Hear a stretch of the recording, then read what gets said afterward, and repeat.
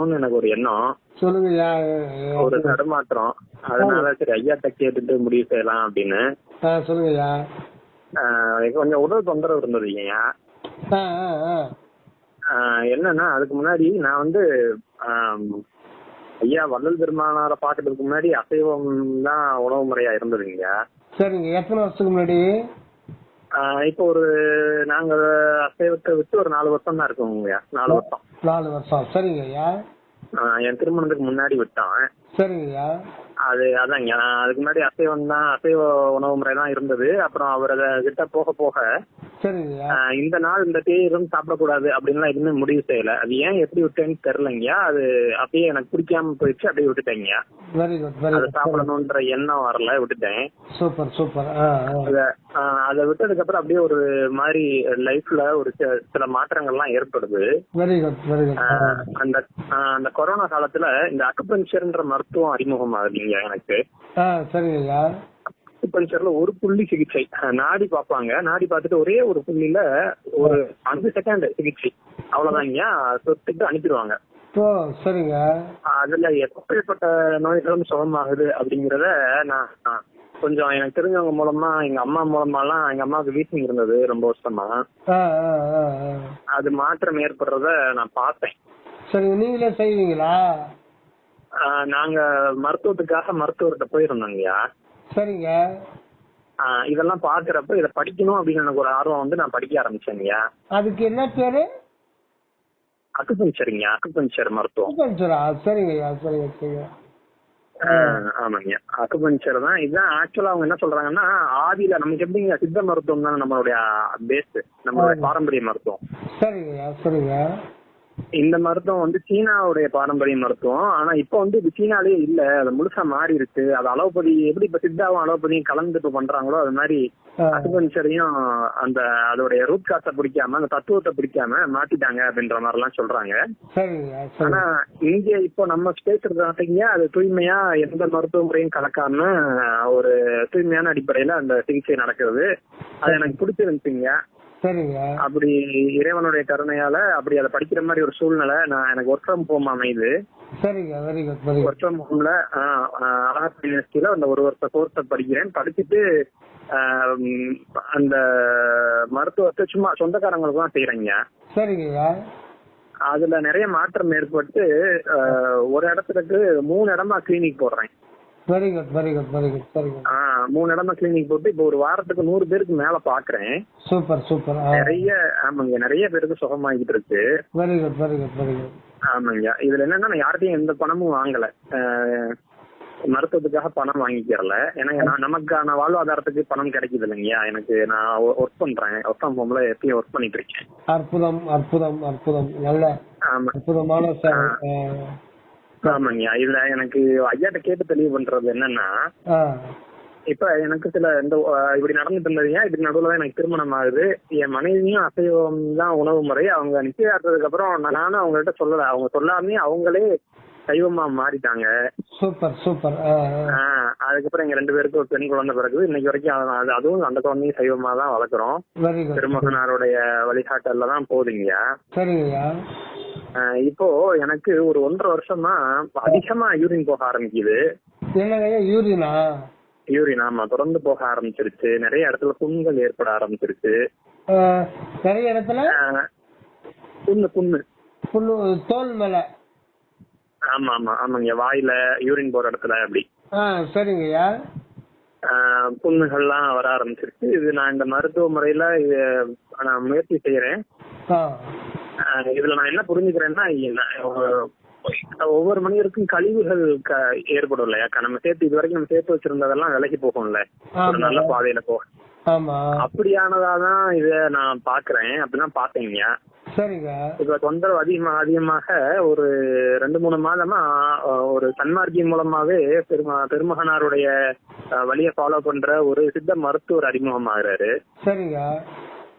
இப்ப அதை மருந்து எடுத்துக்கலாமா வேணாமான்னு எனக்குள்ள ஒரு குழப்பம். அது உங்களை மாதிரி யாராவது பெரியவங்கள்ட்ட கேட்டுட்டு செய்யலாம் அப்படின்னு ஒரு எண்ணங்கய்யா, வேற ஒன்றும் இல்லை. ஏன்னா இது நான் புரிஞ்சுக்கிறது, இறைவன் எனக்கு ஏதோ ஒரு நல்லதான் செய்யறான், இதை நான் கூடாது அப்படின்னு எனக்கு ஒரு அச்சங்கய்யா. இல்ல, நம்ம பேசிக்கான ஒரு இது என்னன்னு பாத்தீங்கன்னா, நமக்கு வர்ற துன்பங்கள் வந்து பெரும்பாலும் நோயா வந்துடும். அடுத்தது பாத்தீங்கன்னா ஒரு வறுமையா வந்துடும். வேலை கிடைக்காது, இல்ல இருக்கிற வேலை போயிடும், கடன் தொகை வந்துடும், இல்ல நல்லா சம்பாதிப்போம் எங்கன்னா கொண்டு போய் விட்டுடுவோம். அதை வந்து அஜாக்கிரதை, அறியாமை, அந்த கவனம் இல்லாம இருக்கிறது, நீங்க எப்படி நீங்க வந்தாலும் அது விதியில வந்துதான் உட்காந்துரும். நமக்கு வர்ற துன்பங்கள் வந்து பகையோ நோயோ குடும்பத்துல பிரச்சனையோ எது எப்படி வந்தாலும் இந்த இந்த துன்பங்கள் இதெல்லாம் துன்பங்கள் வரிசையில வந்துடுது. இந்த துன்பங்கள் ஏன் வருதுன்னு நீங்க நினைக்கிறீங்க? நான் செஞ்ச வினைதானுங்க. நீங்க ஏன் அந்த வினையை செஞ்சீங்க? தவறான பாதையில போயிருக்கேன். ஓகே, ஏன் நீங்க தவறான பாதையில போனீங்க? அதுல அறியாமை தாங்க. அறியாமை, அந்த இந்த விவரம். அறியாமை விட்டுடுங்க. ஏதோ போறீங்க தவறான பாதையில. நீங்க விரும்பி போறீங்களா விரும்பாம போறீங்களா? தவறான பாதைன்னு நான் அது தெரியலைங்க. நான் விரும்பினது இல்ல. அப்படி தவறான பாதை நீங்க அப்புறம் தான் சொல்றீங்க. போகும்போது விரும்பிதான் போறோம். விரும்பிதான் போறீங்க. ஏதோ ஒண்ணு அடைய தானே போறீங்க. ஏதோ ஒண்ணு அடையணும்னு போறீங்க. அது இன்பமா இருக்கணும் தானே அடைய போறீங்க. இன்பத்தை நீங்க ஏன் விரும்புறீங்க?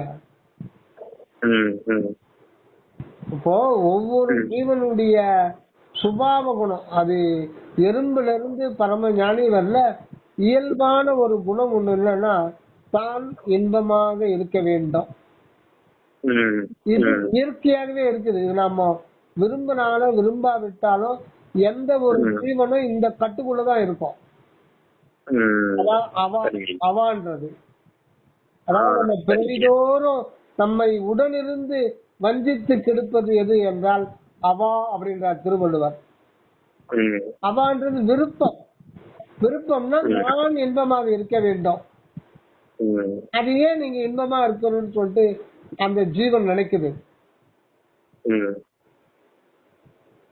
அந்த ஜீவன் தவறான பாதை, நியாயமானதோ இல்ல நியாயம் இல்லாததோ, ஆக மொத்தத்துல தான் இன்பமாக இருக்க வேண்டும். நியாயமா போக பாப்பா அது கிடைக்கலன்னா அது ஜீவன் அநியாயமா போயிடும். அதனுடைய இது வந்து எப்படியாவது இன்பமாக இருக்க வேண்டும். அதுவும் இந்த டைம்ல பிரசன்ட் டென்ஸ்ல நிகழ்காலத்துல தான் இன்பமாக இருக்க வேண்டும் அப்படின்றதுதான் ஒவ்வொரு ஜீவனுடைய சுபாவ குணம், விருப்பம். அதுதான் அவான்றது. அது வந்து உங்களுடைய சுயம், உங்களுடைய செல்ஃப், இன்னர் செல்ஃப்ல தவறு இல்லைங்களா? நான் தவறுன்னு சொல்ல. இப்ப என்னன்னு நீங்க அனலைஸ் பண்ண பிறகுதான் இதுக்கெல்லாம் நீங்க என்ன கேட்க வர்றீங்களோ அதுக்கான வந்து விடை வந்து உங்ககிட்டவே இருக்கு, வெளியில யாருகிட்டவே இல்ல. ஆனா நம்ம அதை அனலைஸ் பண்ணி பார்க்கல. ஆக நம்ம தவறான பாதையோ தவறு இல்லாத பாதையோ நியாயமானதோ நியாயம் இல்லாத முறையிலோ ஆக மொத்தத்தில் நீங்க இன்பத்தை அனுபவிக்க விரும்புறீங்க. உங்களுடைய சுயம் அதாவது இருக்கிறேன் அந்த உணர்வு இருக்கு இல்லைங்களா, அது எப்பவுமே இன்பமாக இருக்கிறது, அது விரும்புது. ஆனா அதனுடைய நிலை வந்து அதுக்குள்ள இருந்து அது கிடைக்கல. இப்போதைக்கு அதுக்குள்ள இருந்து கிடைக்கல. அது வெளியில இருந்து தான் அது உள்ள வரணும். இப்போதைய நிலை, அதனுடைய நிலைப்பாடு அது இன்பமா இருக்கிறன்னா வெளியில இருந்து தான் வரணும் இல்லைங்களா? நீங்க இன்பமா இருக்கா ஒரு ஹோட்டலுக்கு போய் ஒரு மசாலா தோசையோ ஒரு பூரியோ ஏதோ ஒண்ணு சாப்பிட நினைக்கிறேன். என்னமோ எத்தனையோ வகையான விதவிதமான இன்பங்கள் இருக்குது. மொத்தம் வந்து மது அருந்தணும்னு பார்ப்பான், அதுல ஒரு சுகம். மொத்தம் வந்து புது படம் 1000 ரூபாய்னாலும் பரவாயில்ல, அது கர்ண சுகம். அக மொத்தத்துல இன்பமாக இருக்கணும் விரும்புது இல்லைங்களா? அந்த இருக்கிறேன்ற உணர்வுக்கு அந்த இன்ப அனுபவம் ஏன் தேவைப்படுதுன்னு கேட்கிறேன். அந்த யாருக்கான ஒருத்தருக்கு இருந்தா பரவாயில்ல, எல்லா உயிருக்குமே தன் இன்பமா இருக்கணும்னு ஒரு அவா இருக்கு இல்லைங்களா? அது தானா தான் விரும்பி வருதில்ல, அது ஆல்ரெடி பிக்ஸ் பண்ணிருக்கு. இறைவன் பிக்ஸ் பண்ணி இறைவன் அந்த குணத்தை இறைவனை விட்டுடுங்க. இறைவன் வந்து இப்ப நீங்க இறைவனை பார்த்திருக்கீங்களா? இல்ல. இல்ல பார்த்தவங்க யாராவது உங்களுக்கு காமிச்சிருக்காங்களா? இல்லங்க. இல்ல அப்ப இப்ப நம்முடைய நிலைக்கு அவர் தேர்ட் பர்சன் தான். ஓகேங்களா? நான் சொல்றது தப்பு இருக்கா? இல்ல இல்ல தவறு இல்லைங்க. கடவுள்ன்றது இப்ப நம்முடைய நிலைக்கு அவர் தேர்ட் பர்சன் தான். தேர்ட் பர்சனை பத்தி இப்ப பேசாதீங்க. ஃபர்ஸ்ட் பர்சன் நீங்கள மட்டும் பேசுங்க. நீங்க உங்களுடைய உணர்வு இன்பமா மாத்தணும்னு விரும்புறீங்க. அது இயற்கையா இருக்கு, ஏன் இருக்கு, இது ஏன் இருக்குன்னு இது குறித்து ஆய்வு செய்யணும். ரைட்டு. இந்த இன்பம் வந்து வெளியில இருந்து தானே உள்ள கொண்டு போறோம் நாம. கையில காசு, ஆமா கையில காசு இருந்தாதான் இன்பத்தை அனுபவிக்க முடியும். அருணகிரிநாதரு நிறைய சொத்து வச்சிருந்தாரு. அந்த அவங்க பெற்றோர் இறக்கும் பொழுது அவங்க அந்த அம்மா சகோதரிகிட்ட சொல்லிட்டாங்க, தம்பிய கண் கலங்காம பாத்துக்கிட்டு, கண் கலங்காம பாத்துக்க. தம்பி தவறான வழியில போறாரு, அக்கா காசு கொடு காசு காசு கொடுன்னு மொத்தத்தையும் கொண்டு போய் விலை மாதுகிட்ட கொடுத்துட்டாரு. ஒண்ணு இல்ல, மொத்த வியாதியம் வந்து சேர்ந்துச்சு. அப்ப கூட இச்சை போல காசு இல்ல. அவ இல்லாம இருக்க முடியாது. எல்லா வீதும் எனையடைந்த குற்றம் சொல்றா இல்லைங்களா? ஏகப்பட்ட வியாதி வந்துச்சு, இருந்தாலுமே கூட அந்த இச்சை போகல. அத ஒண்ணு இச்சை போனோம், அது போகல. இச்சைய பூர்த்தி பண்ணணும், காசு இல்ல. அங்க ரெண்டு பக்கமும் இடிக்குது. அத எப்படி போனாலும் மேலும் மேலும் அடிஷனல் வியாதி வந்துகிட்டு தான் இருக்கு. ஆக இந்த இன்பம் கடைசியில துன்பமா மாறுது. அப்ப நான் இல்லாம போனா நல்லா இருக்கும் முடிவு பண்றேன்.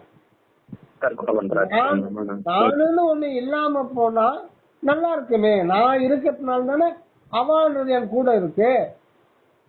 அதனால திருவண்ணாமலை கோபுரத்துல ஏறாரு, கீழே விழுறாரு.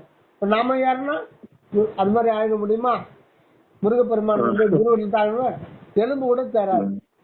காரணம் அவருடைய வாழ்க்கை வந்து திடீர்னு ஒரு ஏற்பட்டதே ஒழிய அவர் பல ஜென்மங்கள்ல வந்து அவர் இறை அடியாரா யோகியா இருந்தது. அது பரிணாமம் வளர்ந்து அவர் நிறைவாகி இடையில உலக மக்களுக்கு இந்த இச்சையை பற்றி உணர்த்துறதுக்காக தான் அவருடைய வாழ்க்கையில ஒரு சில காலம் அந்த மாதிரி வச்சிருக்காரு. இது உலக மக்கள் அவருடைய இதுல வந்து கற்றுக்கொள்ள வேண்டிய பாடம் இல்லைங்களா? திடீர்னு எல்லாம் வந்து வந்துறாங்க. அப்படி வர்றதுன்னா இப்ப அடியேன் வந்து அது மாதிரி கோபுரத்து மலை ஏறி கீழே இருந்தா அதே முருகப்பெருமான் வண்ணம் இல்லையா? அவருடைய ஆன்மா ஆல்ரெடி பக்குவம் அடைஞ்சிருக்கு. இப்ப அந்த மாதிரி இருந்த சூழ்நிலை அவருக்கு ஏதோ கொஞ்சம் அதை வந்து அகம் திரும்பணும் உறுதியாக்குறதுக்கு அவரு சைடு ஒரு 5%, 95% உலக மக்களுக்கு அவருடைய வாழ்க்கை பாடமா மாறிடும். ஆக இப்போ அவனால நம்ம இன்பமா இருக்கணும்ன்றோம். இந்த இன்பத்தை வந்து தனக்குள்ள இல்லாம வெளியில இருந்து தான் அனுபவிக்க வேண்டியிருக்கு. வெளியில நீங்க பாக்குற எதுவுமே ஜட பொருள் தான், அது உணர்வு கிடையாது. சோலாபுரி சாப்பிடுறீங்க, நல்லாதான் இருக்கு. ஆனா சோலாபுரிக்கு அறிவு இருக்கா? இல்ல. அதனுடைய தன்மை, சுவை தன்மை, அதுக்காவது அறிவு இருக்கா? அறிவில்லாத பொருள் அறிவாகிய சித்துக்கு எப்படி இன்பத்தை தர முடியாது. ஆனா இன்பமா இருக்கே,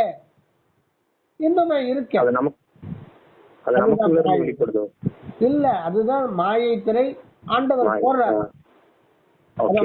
எது வேணாலும் எப்படி வேணாலும் மாற்ற முடியும் இறைவனால. பொய்ய மெய்யாக்க முடியும், ஆனா மெய்ய பொய்யாக்க முடியாது. மெய்யே மெய்யாகி என்று விளங்கி அது எப்பவுமே மெய்யாதான் இருக்கும். அந்த மெய்யை மறைக்கிறதுக்கு பொய் இன்பத்தின் மூலம்தான் அந்த மெய் இன்பத்தை அனுபவ ரீதியா தன்னுடைய சுயானுபவத்துல அனுபவிக்க வேண்டியதுக்கான புற உலகத்துல இன்பத்தை நாடும்படி செய்து அந்த இன்பத்தை துய்த்து பிறகு அந்த இன்பமே துன்பமாக மாறிவிடுகிறது. இது எல்லாமே வினை, இது வினையா மாறிடுது. இது எல்லாமே ஏன் இந்த அவா உருவாகணும், அதுக்கு நாம செயல்படணும். அப்படி செயல்படும் போது நியாயமான முறையில போன்னு கிடைக்கலன்னா அநியாய முறையில போறோம் அப்படிங்களா? அது வினையாசத்து. இந்த ஒரு ப்ராசஸ் ஏன் கடவுள் தான் வச்சிருக்காரு. அதனால இது ஏன் வச்சிருக்கிறான்னா, நீங்க தன்னை அறியணும், உங்களை அறியணும். அல்டிமேட்டா அது நல்வினையாகட்டும் தீவினையாகட்டும் எல்லாமே திட்டமிட்டு இறைவனுடைய திருவருளால் திட்டமிடப்பட்டது. யாருமே அவங்களா செய்யல. இப்ப புலி இருக்கு, புலி தன் குட்டிக்கிட்ட பாசமா இருக்கு, ஆனா மான அடித்தீர அது துடிக்கிறது தெரியுத, அந்த இதுல திரை மறைச்சல. அப்ப அதை பொருட்படுத்தல. அது ஒரு பொருளா பாக்குது. அதுக்கு எனக்கு தேவை. ஆனா தன் குட்டிக்கு வரும்போது அந்த பாசம் அன்புன்றது ஒரு சிறிய மிகச்சிறிய வட்டத்துக்குள்ளதான் அது இருக்கு. ஆனா மனிதன்ல அந்த வட்டம் மிகப்பெரிய வட்டமாகி அந்த வட்டமே கட்டாகி பவுண்ட்லெஸ் அது மாறணும். அதுக்காக எல்லா ப்ராசஸும் வருது. ஆக நல்வினையாகட்டும் தீவினையாகட்டும் அறம்பாவம் இது எல்லாமே இறைவனுடைய திருவடி விதிக்கிறது தான் நமக்கு வருது.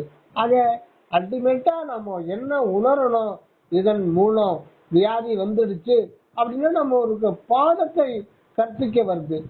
என்ன பாடத்தை கற்பிக்க வருது? நீ உன்னை உணர்வாயாக, தன்னை அறிந்து இன்பமுற வெண்ணிலாவே ஒரு தந்திரத்தை சொல்ல வேண்டும் வெண்ணிலாவே. ஆக அவர் என்ன சொல்றாரு?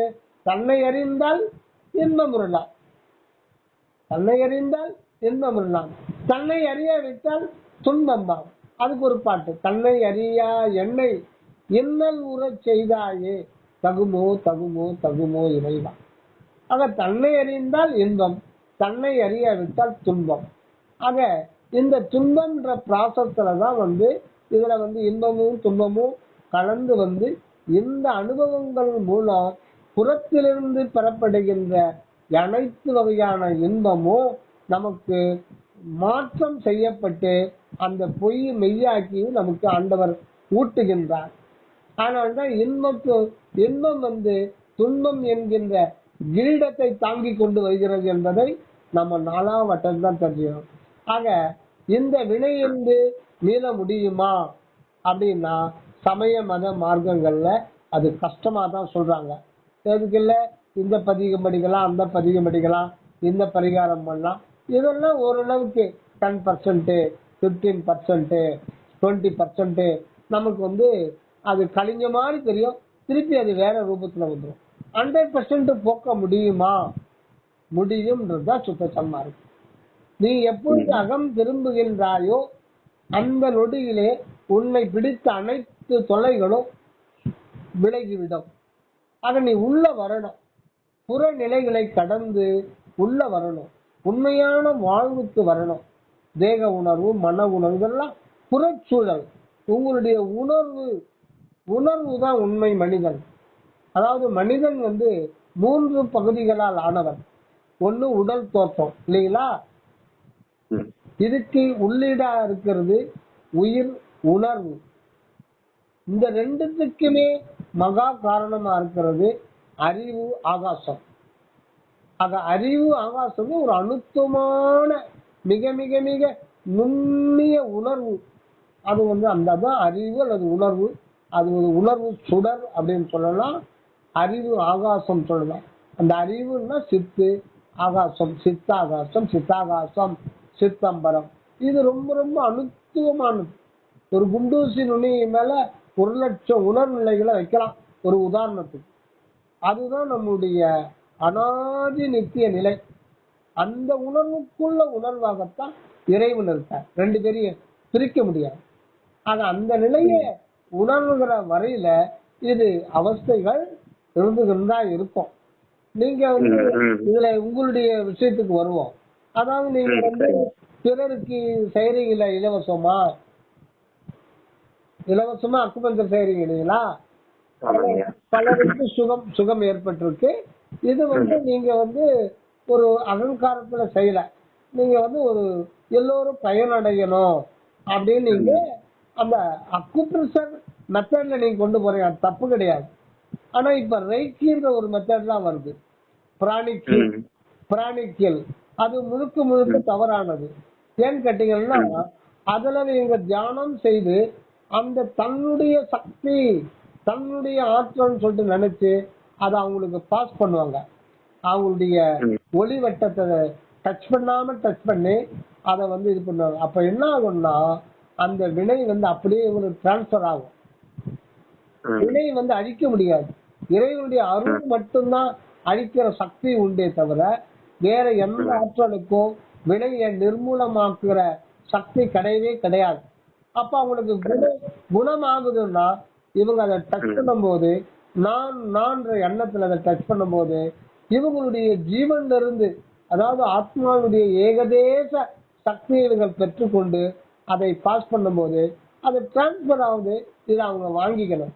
அதனால இறுதி காலத்திலேயோ அல்லது பல பிறவிகளுக்கோ அதை அவங்க அனுபவிச்சு ஆகணும். ஏன்னா அதுல வந்து அகங்காரத்தோட தன்னுடைய இதுல இது பண்ணி அதெல்லாம் அதை வச்சு காசும் சம்பாதிச்சுக்கிறாங்க. இது ரொம்ப ரொம்ப தவறானது, ஆபத்தானது. கேள்விப்பட்டிருக்கீங்க ஐயா சொல்றத பத்தி எனக்கு கொஞ்சம் நாலேஜ் இருக்கு. அது தவறானது. ஆமா, ஒரு 10 வருஷத்துக்கு முன்னாடி ஒரு ஐயா வந்து அவர் ஃபாரின்லாம் போற இந்த மாதிரி தான் பண்ணிட்டு இருந்தாரு. அவர் திடீர்னு நெட்ல பார்த்து அது யாரோ அட்ரஸ் கொடுத்துருக்காங்க, அடியே வீட்டுக்கு வந்தாரு. சுவாமி சரவணானந்தாவுடைய புக்கெல்லாம் எல்லாத்தையும் வாங்கிக்கிட்டாரு. சிஸ்டர் சன்மார்க்கம்ன்றத பத்தி அவர் விரும்பி கேட்டாரு. ஒரு 2-3 மணி நேரம் பேசிட்டு இருந்தோம். அப்புறம் ஒரு 2-3 முறை போன் பண்ணாரு. என்னுடைய நண்பர் ஒருத்தர்கிட்ட இதை சொன்னேன், இந்த மாதிரி ஒருத்தர் வந்தாரு, சரவணன் சுவாமி எல்லாம் பத்தி ரொம்ப விரும்பி இது பண்றாரு அப்படின் போது பேச்சுவாக்கில் சொன்ன, அவர் வந்து பிராணி கில் பண்றாரு, ஃபாரின்ல எல்லாம் நிறைய பேர் விரும்பி கூப்பிடுறாங்க, மலேசியா சிங்கப்பூர்லாம் போயிடறாருன்னா உடனே ஒரு ஐயோ அந்த தொழிலை தயவு செய்து விட்டு சொல்லுங்க, நாங்க இருக்கிற எனக்கு தெரிஞ்ச ஒருத்தர் அந்த மாதிரி செஞ்சு கடைசியில அவர் ரொம்ப நோய்வாய்ப்பட்டு நொந்து கெட்டு போயிட்டாரு, தயவு செய்து அதை விட சொல்லிடுங்க, இதுதான் நீங்க அவருக்கு செய்யற உதவி, இது வந்து அப்படியே டிரான்ஸ்பர் ஆகும். அவர் தியானம் தான் பண்ணுவார், தியானம் பண்ணி பட் அதுக்கான காசு வாங்கிடுவார். இது என்ன ஆகுனா ஒரு பெரிய பேராபத்துல கொண்டு போய் முடிஞ்சிடும். அதனால அவருக்கு ஒரு நாசுக்கா சொன்னேன். அவர் என்ன நினைச்சாரு, அப்புறம் போன் கான்டாக்டே பண்ணல. ஏன்னா இதுல நம்பிக்கை என்னடா தொழிலுக்கே உழ வச்சானே அப்படின்ட்டு அது அவங்க விரும்பல. அதனால அது ஒரு வினைதான். அதனால நீங்க பண்ணது அக்கு பஞ்சர் ஆகட்டும், அக்கு ப்ரெஷர் ஆகட்டும், அது வந்து அது உடல் ரீதியா வந்து முறைப்படி செய்றீங்க. அது முறைப்படி மருந்து இல்லாம நீங்க அந்த புள்ளிகளை துண்டி போறத இது தப்பு கிடையாது. அதுவும் நீங்க இரக்கத்தோடு செய்றீங்க. இதனால புண்ணியமே தவிர இதனால அந்த மாதிரி எல்லாம் கிடையாது. இதை நீங்க தொடர்ந்து செய்யலாம். ஆனா இறைவனை விண்ணப்பம் பண்ணீங்கன்னா இறைவா வந்து இது வந்து எனக்கு எதுக்கும் சம்பந்தம் இல்லை, நான் வந்து அவங்க சுகமா இருக்கணும் அப்படின்னு செய்யறமே தவிர என்னுடைய ஆட்கள்ன்றது ஒண்ணுமே கிடையாது, நீ நினைச்சா அவங்களுக்கு இது பண்ண அப்படின்னு ஒரு விண்ணப்பம் பண்ணிட்டு இந்த புண்ணிய செயல தாராளமா செய்ய. இப்போ உங்களுக்கு வந்திருக்கிற அது வந்து 100% கியூர் பண்ண முடியும். ஆனா நீங்க அந்த சத்விசார தியானம் பண்ணிட்டு நம்ம வந்து உள்ள வரணும். அகநிலையை உணர்வதற்கான முயற்சி செய்வதற்காக உங்களுக்கு அது இந்த ஒரு சோதனை கொடுக்கப்பட்டிருக்கிறது. வேற இதுக்கு வந்து மருந்து சாப்பிட்டுக்கலாம். டைம் பீயிங் வந்து இதெல்லாம் சாப்பிடக்கூடாது அப்படி எல்லாம் கிடையாது. இப்ப அதே அக்கு பஞ்சர் வந்து உங்களுக்கு வேலை செய்யணும்னா உங்களுக்கு வேலை செய்யாது. காரணம் என்னன்னு கேட்டீங்கன்னா இறைவன் அங்க வந்து நிக்கிறாரு. அது வினை இருந்த ரூபத்துல வந்து நிக்கிறாரு. அந்த இடத்துல வந்து எந்த ஒரு மருத்துவமோ அங்க வந்து பின்வாங்கிடும். அது அந்த மாதிரி ஒரு பேஷண்ட் ஒருத்தர் வர்றாரு, அவர் வினையை அனுபவிச்சு உண்மைங்க. இந்த 1.5 வருஷ அளவுல நான் உள்ளத்துல நிறைய திருத்திருக்கேன். அந்த அகங்காரம் எனக்குள்ள இருந்த ஆணவம் எல்லாம் இந்த தொந்தரவுனால இறைவன்கிட்ட விளக்க பொருத்தி வச்சுட்டு அழுது இறைவா பெருமானாரத்தையும் அழுந்ததுல என் உடலுக்குள்ள நடக்கிற இந்த மாற்றங்கள் ஆன்ம அனுபவம்னு சொல்லுவாங்க. அது அந்த அந்த மனிதனுக்கு மட்டுமே உணர்த்தக்கூடியது. அதை நான் நெருங்குற தன்மை எல்லாம் கொஞ்சம் கொஞ்சமா நெருங்கி வந்துருக்கேன். அதுக்கு உடம்பு தாங்கணும் இல்லைங்க, ரொம்ப மெலிவுற்று ரொம்ப இதாயிட்டேன். அதான் ஒரு 1.5 வருஷமா தாங்கிட்டு இருக்கேன். சரிங்க சரிங்க சரிங்க. இல்ல உங்களுக்கு அதனால எனக்கு அந்த சரியாயிடும். தோத்திரம் பண்ணுங்க.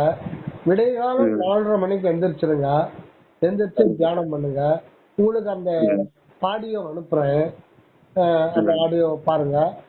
உங்களுக்கு நம்ம குரூப் பழைய குரூப்ல வெளியில வந்தாச்சு. புதுசா புதிய நண்பர்களுக்காக தான் ஆரம்பிச்சிருக்கு. 4 வருஷமா வாட்ஸ்அப் 3 குரூப் நடத்திட்டு இருக்கோம். ஆனா அது 8 மாசம் முன்னாடி வெளியில வந்தாச்சு. இப்ப புதிய நண்பர்களுக்கு அதுக்காக குரூப் ஆரம்பிச்சிருக்கு. ஒரு 3-4 மாசமா தான் ஓடி இருக்கு, குறைஞ்ச பேருக்காக. அதுல நீங்க உங்க லிங்க் அனுப்புறேன், விருப்பப்பட்ட ஜாயின் பண்ணுங்க. உள்ளொளி தியான பயிற்சி நீங்க நம்ம இது இருக்கு லிங்க், யூடியூப் சேனல் வள்ளலார் அன்பு ஒளி எனும் இறைமனிதன். இங்கிலீஷ்ல வரும், தமிழ்ல இருக்காது, இங்கிலீஷ்ல. வள்ளலார் அன்பு ஒளி எனும் இறைமனிதன். உங்களுக்கு லிங்க் அனுப்புறேன். அதுல ஜாயின் பண்ணிட்டு உங்களுக்கு அதுல பாருங்க, உள்ள போய் பாருங்க. எல்லாமே சுவாமி சரவணானந்தா அவர்களுடைய திருவருட்பா விளக்கம் தான் முழுக்க முழுக்க இருக்கும். அதுக்கு யாருடைய அடியனுடைய சொந்த கருத்து எல்லாம் ஒண்ணும் இல்லை. அந்த மாதிரி சொந்த கருத்துக்கான ஒரு அறிவும் அடியனுக்கு கிடையாது, சிற்றறிவு கூட கிடையாது. சுவாமிகளுடைய இதைதான் சிம்பிளிஃபை பண்ணி அதை பகிர்ந்து ஷேர் பண்ணிக்கிறேன். அதுல போய் பாருங்க.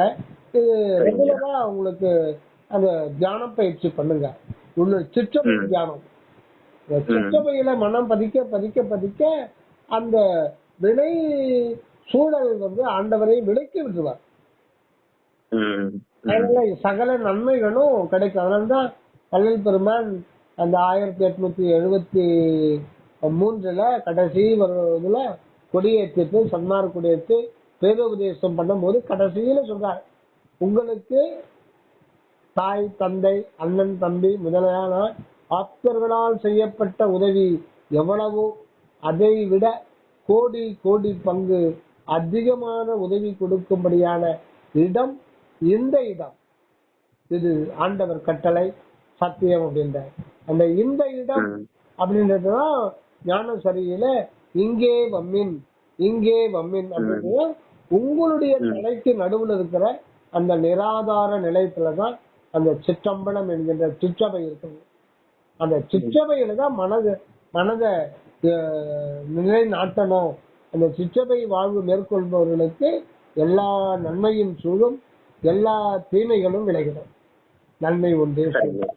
அதனால உங்களுக்கு அனுப்புறது எதுக்காகவும் வேண்ட வேண்டாம். பிரசன்ட் டைம் இந்த மருந்து வேண்டாம், அந்த மருந்துலாம் நான் சாப்பிட மாட்டேன் அப்படின்லாம் சொல்லக்கூடாது. ஏன்னா நம்ம இன்னும் நம்ம அகத்தொடர்பு நமக்கு கிடைக்கல, அணுவளவு கூட கிடைக்கல. அது வரையில அந்த மருந்து வடிவில இந்த மருந்து கூட இறைவனுடைய ஏகதேச ரூப சொரூப சுபாவம் தான். ஆகாரம் கூட இறைவனுடைய ஏகதேச ரூப சொரூப சுபாவத்தன்மை கொண்டது. அதே மாதிரிதான் மருந்து. அதனால பெரிய அலோபதிக்கெல்லாம் போகாம நல்ல சித்த மருத்துவரா பார்த்து ஒரு எளிமையான மருந்து எடுத்துங்க. இந்த மெட்டல் சம்பந்தப்பட்ட மருந்து மட்டும் தயவுசெய்து எடுத்துறாதீங்க. சில பேரு அந்த மெட்டல் கலப்பாங்க, அந்த இது கேட்டுங்க. ஏன்னா அதெல்லாம் அந்த காலத்துல செஞ்சாங்க. அந்த மெட்டலை கம்ப்ளீட்டா புடம் போட்டு ஆக்சைடா மாத்தணும். அது இப்ப நிறைய பேர் அது தெரியாம செஞ்சுட்டு நிறைய பேருக்கு அது பல பிரச்சனையை உண்டு பண்ணுது. அதனால அயச்சந்திரம் அது இதுன்னு சொல்லிட்டு எந்த ஒரு மெட்டல் சம்பந்தப்பட்ட இதெல்லாம் சாப்பிடாதீங்க. அது தேவையில்லை, அது ரொம்ப அவசியம் இல்லை. அது நமக்கு தண்ணியில கிடைக்குது, உணவுப் பொருள்ல கிடைக்குது. அது இயற்கையான ஒரு எல்லாரும் சாப்பிடக்கூடிய ஒரு இதல்ல. இந்த காலத்துல சித்தர்கள் செஞ்சாங்க. இப்ப அந்த மாதிரி அந்த ஒரு நிலையில யாரும் கிடையாது. எங்கேயோ ஒருத்தர் இருக்காங்க. எனக்கு எப்படி குழப்பம் வந்துருச்சுனாங்க, ஐயா நீ சொன்னது நான் விளங்கிக்கிட்டேன். அந்த மெட்டல் சம்பந்தமா எடுக்கக்கூடாது, குறுக்க பேசுறதுக்கு மன்னிக்கணுங்க. எனக்கு எப்படி சந்தேகம் வந்துருச்சுன்னா, இது இறைவன் ஏதோ ஒரு காரணத்துக்காக தான் செய்யறான், நான் மருந்து எடுத்து அதை குறுக்கிட்டுருவணும் அப்படின்னு எனக்கு ஒரு ஐயப்பாடு உள்ள எழுந்துருச்சு.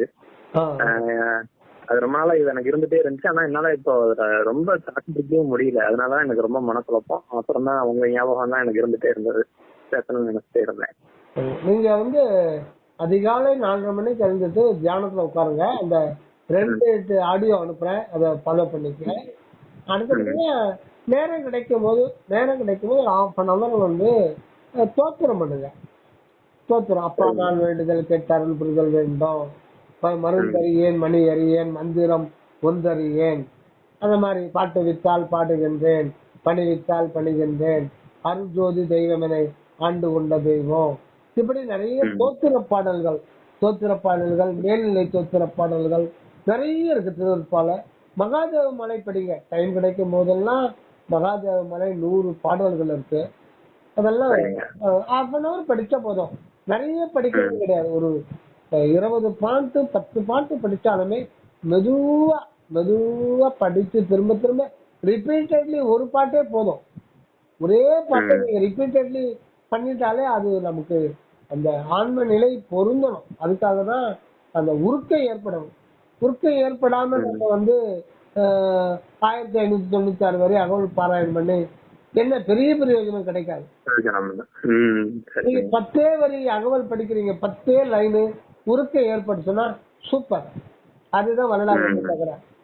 நான் 1596 வரை 2 முறை காலை மாலை படிக்கிறேன், அது உடல் தேகத்துல இருந்து பண்ணீங்கன்னா அது உலகியல் சம்பந்தப்பட்டது. சில நன்மைகள் கிடைக்கும். பரலோக இது வந்து நமக்கு கிடைக்கிறது பல பிறவிகள் ஆயிடும். அதனால நம்ம வந்து நிறைய படிக்கணும்லாம் கிடையாது. ஆன்ம நிலை பொருந்தணும். ஆன்ம உருக்கத்தோட நெகிழ்ச்சி ஏற்படுறதுக்கு ஏற்ற மாதிரி நம்ம அந்த தோத்திரத்தை அமைச்சுக்கணும். அதனால தோத்திரம் நிறையன்றது இல்ல, நெகிழ்ச்சி அளவுக்கு 10 பாட்டு படிச்சா திருவருட்பால உணர்வுபூர்வமா அதுல பொருந்தி படிக்கணும். ஆமா, உடல் தேக உணர்வு மன உணர்வு கடந்து படிக்கணுங்க அந்த உள்ளுணர்வு. அதுக்காக நீங்க சத்தியசார தியானம் பண்றீங்க அதிகாலையில, மனம் கடந்து அது பண்ணிட்டு உடல் கண்டிப்பா சௌக்கியம் ஏற்படும். இதுக்கடையில நல்ல சித்த மருத்துவரை இந்த மெட்டல் கிட்ட அதை போடுறேன் சரியாயிடுன்னு சொல்லுவாங்க. அதெல்லாம் போடாத, பிரச்சனைய உண்டு பண்ணிடும். சாதாரண சாப்பிடுவாங்க, சரியாயிடும். நீங்க ஒன்னும் பயப்பட வேண்டாம். ஒரு 5 நிமிடங்கள் மகா மந்திரம் சொல்லுங்க. 5 நிமிடங்கள் 2 நிமிடங்கள் போதும். அது மாதிரி போதும். அது மாதிரி மனம் வந்து புருவ மத்தியில கவனம் வச்சு நெகிழ்ச்சியோட விரைவா உங்ககிட்ட வந்துட்டேன், சரண அடைஞ்சிட்டேன், உன்னை விட்டா எனக்கு வேற கதி இல்லை, அந்த மாதிரி பண்ணுங்க. உங்களுக்கு ஒரு வாரத்துக்கு உங்களுக்கு டைம் கிடைக்கும் போது ஒரு 10 நபருக்கு உங்களுக்கு வீட்டுல செஞ்ச சாப்பாடு கொடுக்க முடியும்னா அது ரொம்ப ரொம்ப உடனடியான ஒரு ரிலீஃப் கிடைக்கும். இதை செய்யறேங்க, ஆனா வீட்டுல செஞ்ச சாப்பாடு செய்யறது இல்ல, வெளியில வாங்கி மட்டும் கொடுக்கறது. கடையில கூட காரம் இல்லாம நம்ம சாப்பாடு கொடுக்குறோம்னு ஒரே காரம் சாரமா கொடுத்தா அவங்களுக்கு வயிறு எரியும். நம்ம பாட்டுக்கு நம்ம கொடுத்துருவோம். அவங்களுக்கு வந்து எல்லாரும் அப்படி ஹோட்டல்ல தான் வாங்கி கொடுப்பாங்க. அவங்க பச்சை மிளகாய் காரம் போடுவாங்க, அவங்க வயிறு புண்ணாய் போயிடும், அவங்க உடம்பு கட்டு போயிடும். அதனால காரம் இல்லாத இதா பார்த்து நீங்க கொடுக்கணும். காய் சாயுதமா இருந்தாலும் பரவாயில்ல, ஒரு பாட்டில் தண்ணி பாட்டில் வாங்கி கொடுத்துருங்க. முக்கியமா தண்ணி பாட்டில் நீங்க வீட்டுல இருந்து குடிச்சு போனாலும் சரி, தண்ணி பாட்டில் உள்ளபடி பசித்தவர்களுக்கு நீங்க 2 பேர் கொடுங்க போதும். உங்களுக்கு வசதி வாய்ப்பு இருக்கிற அளவுக்கு நீங்க செய்யலாம். இது அருணகிரி நான் சொல்லுவாங்க, கெடுவாய் மனநே கதி கேளு கரவாதிடுவாய். கரவாதுனா வஞ்சனை இல்லாம கொடுக்கணும்னா, பெரிய கோட்டீஸ்வரர் இருக்கான், கார்ல போயிருக்கிறான், சைட்ல டோர் வந்து அம்மா குடு அப்படின்னா 2 ரூபா எடுத்து போடுவான். 10 ரூபா டீ, அது தண்ணி டீயை கொடுப்பான். இவன் 2 ரூபா 3 ரூபா கொடுப்பான். அவங்க வந்து 200 ரூபா கொடுக்கறதுக்கு அவன் தகுதி இருக்கும், ஆனா வஞ்சனை இருக்கும். அந்த ஒரு கரவுன்னா ஒளி மறைவு, அந்த கருணை இருக்காது. ஏதோ கேள்விப்பட்டிருப்பான், தர்மம் செஞ்சா புண்ணின்னு கேள்விப்பட்டிருப்பான், அதனால போனா போதுன்னு கொடுப்பான். நம்ம தகுதிக்கேற்ற மாதிரி செய்யணும். கரவாதிடுவாய். அடுத்தது வடிவேல் இறைத்தால் நினைவாய். முதல்ல பரோபகாரத்தை சொல்றாரு, அப்புறம் சத்விசாரம், இறை சிந்தனை, தர்ம செயல், இது 2 தான் ஈடேற்றும் அப்படின்றாரு. பரவாயிடுவாய் வடிவேல் இறைவாள் நினைவாய். இப்ப அடுத்தது அதனுடைய பிரயோஜனத்தை சொல்றார்.